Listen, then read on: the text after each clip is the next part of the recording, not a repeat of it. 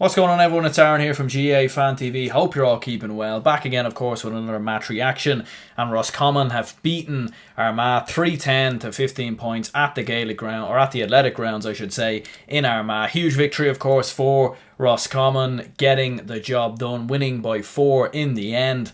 And yeah, Roscommon all but, definitely have certainly sealed their place in Division 1 for next year, and a huge victory over this very young and talented Armagh side. And yeah, look, listen, I suppose first of all what we'll do is we'll jump straight into the teams that of course played in this game. And yeah, look, listen, what a result it was in the end for Roscommon, getting the job done. So I suppose first of all we'll have a look at the Roscommon side. So Colm Lavin in goal, David Murray, Conor Daly and Sean Malooly making up the fullbacks, and the halfbacks Ronan Daly, Brian Stack and Niall Daly, Cathal Compton and Tygo O'Rourke in midfield. Niall Kilroy, Enda Smith and Cian McKeown made up the half forwards, and then the full forwards it was Kieran Lennon, Conor Cox and Cathal Craig.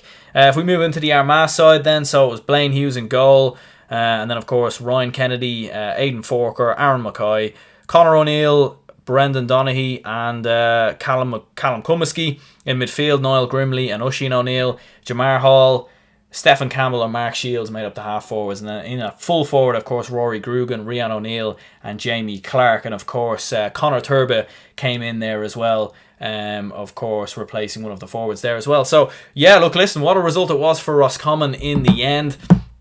Certainly in the first half it looked like Armagh were going to be the better side. They were far more patient on the ball. Roscommon were missing probably, far too many of their early chances. 7 wides for Roscommon up until they got the second goal, which kind of told you everything you really needed to know about this game in many ways. Roscommon at times, the likes of Kieran Lennon and Conor Cox, just a little bit wasteful in front of goal. And I thought Armagh were doing a great job at limiting Roscommon's attack in many ways.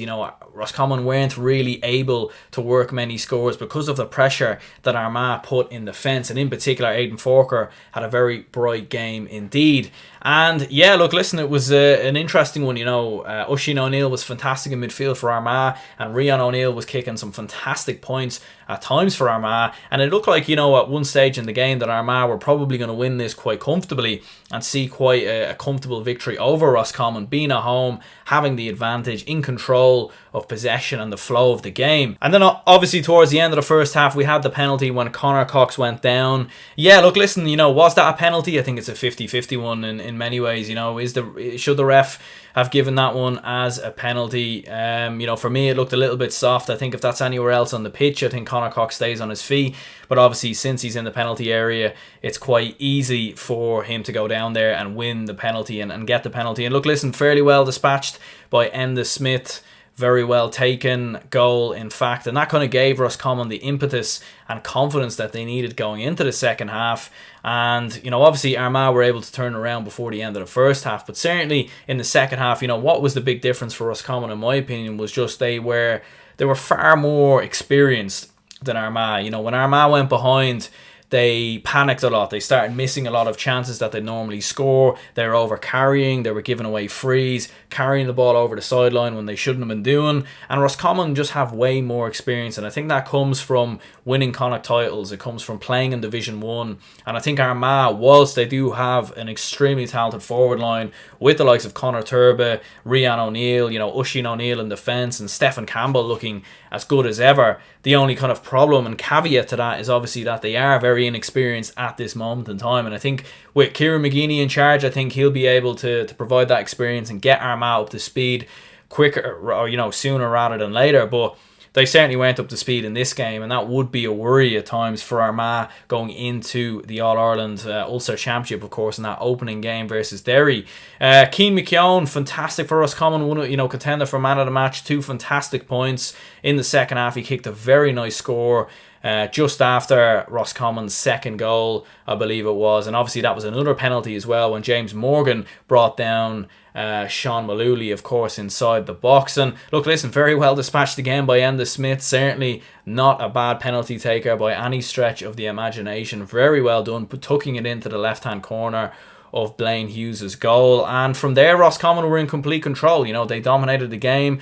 They were able to dominate possession. I feel like Armagh just sort of ran out of ideas in many ways. They needed to start pressing Roscommon more, and they needed a leader really to try and take charge of the game. And unfortunately, that's probably the only thing where I'm at the moment, is not having that experience and not having any real leaders in the team to stand up when they most needed it. Jamie Clark at times in the second half a little bit poor. Rian O'Neill missing a few chances, not really getting in the game as much as he would have wanted to in the second half. And I think we've seen that with his red card, just pure frustration from not being in the game. Connor Daly, of course, getting the third goal for Roscommon, the fullback venturing into the full forward line there. And of course, Connor Cox, absolutely outstanding, beats his man comfortably, shows a lot of strength to lay it onto Connor Daly, who comfortably dispatches it into the roof of the net. And, from there, Roscommon very much in control, very much, not going to be beaten in that circumstance from there. As I said before, they were able to keep possession.